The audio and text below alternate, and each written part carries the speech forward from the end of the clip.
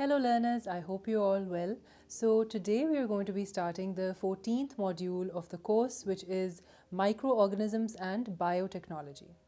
Now in this video we will be covering section 1, in which we will be talking about the different features of 4 types of microorganisms.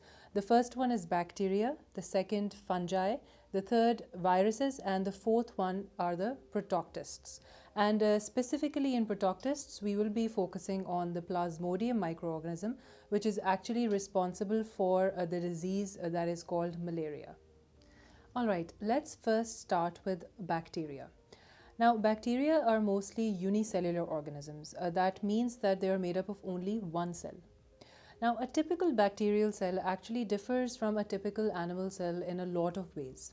So firstly, the bacterial cell has a cell wall, which is made up of a substance called peptidoglycans. Secondly, the bacterial cell does not have a true nucleus, so it does not have a membrane-bound nucleus, and its DNA actually floats freely in the cytoplasm.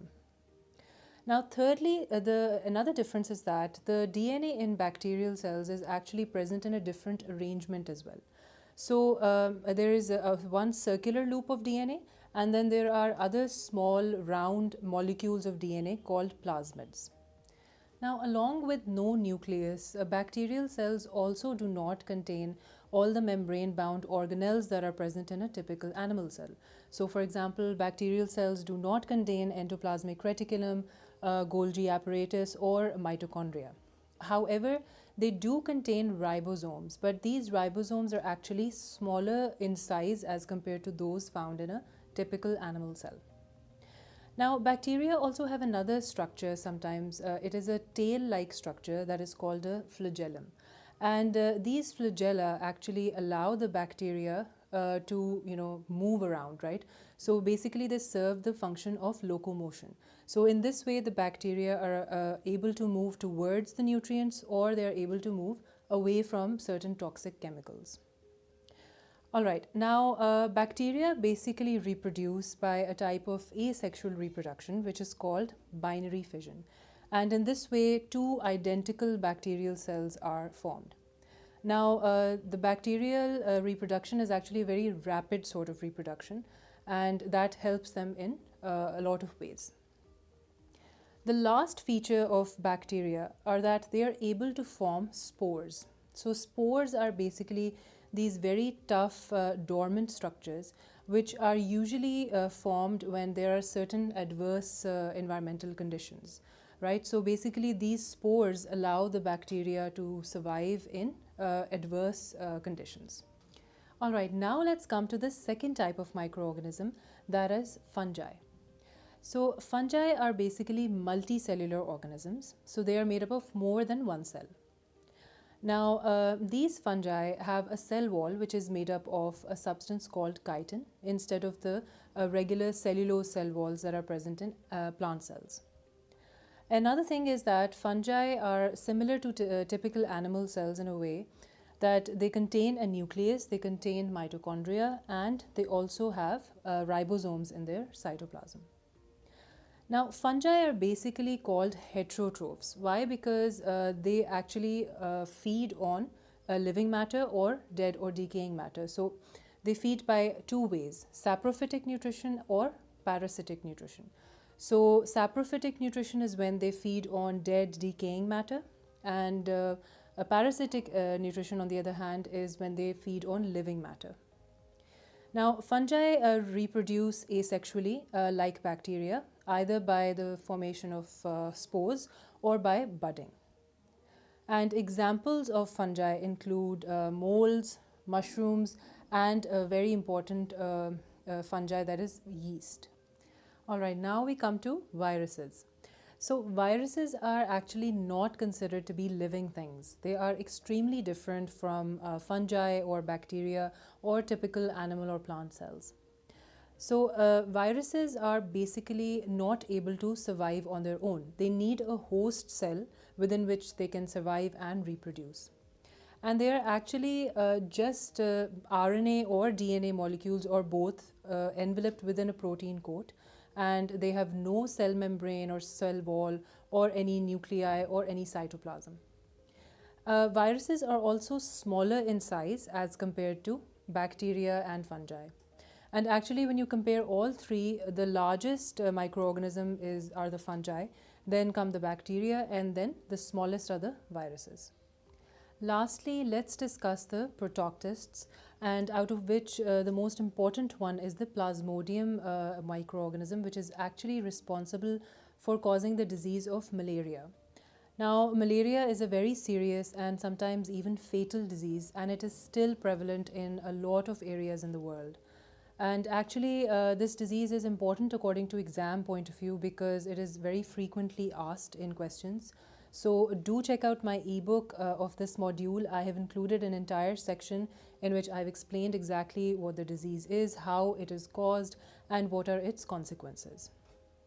All right, let's get back to protoctists. So these are basically organisms which can be unicellular or multicellular, and they are very similar to a typical animal or a typical plant cell even.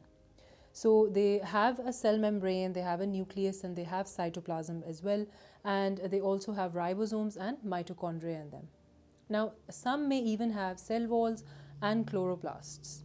Now, protoctists actually have two types of vacuoles. So the first is the food vacuole, in which the food is stored, and the second are the contractile vacuoles, which are actually responsible for regulating the water inside the cell. All right, now that's it for the 4 different types of microorganisms. We will now overview the differences, especially between the bacteria, the fungi, and the viruses, because this is actually a very frequently asked question in your exams. Let's just revise these differences so we can recall them while solving questions. All right, so now that we've discussed what bacteria, fungi, and viruses are, let's just quickly overview all the major differences between these 3 microorganisms. This is a very frequently asked exam question, both in your MCQs as well as your theory questions. Alright, so the first major difference is that bacteria are mostly unicellular. Fungi, on the other hand, are mostly multicellular, and viruses are actually not even living things. So they are non-living because they do not have a nucleus, no cytoplasm, or a cell surface membrane. Alright, the second major difference is that bacteria are actually they have cell walls which are made up of a substance called peptidoglycan. Fungi, on the other hand, have cell walls made up of chitin, and viruses are actually, they do not have a cell wall, so they just have a protein coat right here, as you can see. Alright, the third major difference is that bacteria do not have a nucleus, so their DNA is actually lying freely in the cytoplasm, as you can see. This is the DNA, it is lying freely in the cytoplasm. It is not present within a membrane-bound nucleus. And also DNA is present in the form of plasmids, which are actually circular DNA molecules. Alright, in the case of fungi, they do have a membrane-bound nucleus, and the DNA molecules are actually present within it. Right, so nucleus with DNA in fungi. And in viruses, the DNA is again present within the protein coat. They do not have a nucleus. Alright, the final difference is that the bacteria do not have any membrane-bound organelles either. So they do not have mitochondria or Golgi bodies or endoplasmic reticulum. Fungi, on the other hand, do have membrane-bound organelles present in them. So they have these mitochondria, and they also have the Golgi bodies, right? And finally, the viruses also do not have any membrane-bound organelles like bacteria, so they just have their DNA or RNA molecules present within a protein coat.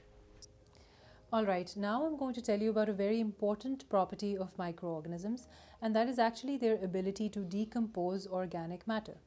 So fungi especially, and bacteria as well, very efficiently decompose the decaying matter like dead plants and animals.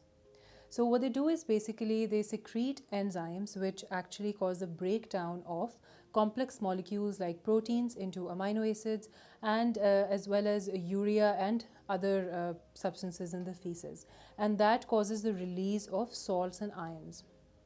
Now, another thing that they do is that they take part in the process of aerobic respiration, in the presence of oxygen, moisture, and an optimum temperature, and that causes the release of carbon dioxide into the air.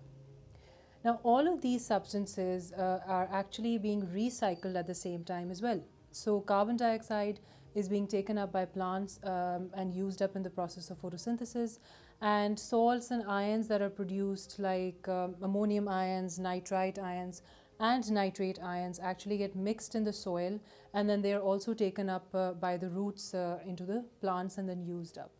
So this is how the entire decomposition process is taking place, and microorganisms play an important role in this. Alright, now I'm going to give you guys a quick MCQ to solve based on the concepts we've just discussed.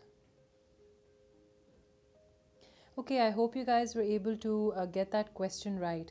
So the correct option is B. Why? Because viruses, fungi, and bacteria all possess DNA. But viruses, if you recall, are not living matter, so they do not possess cells. So that is why this option is correct.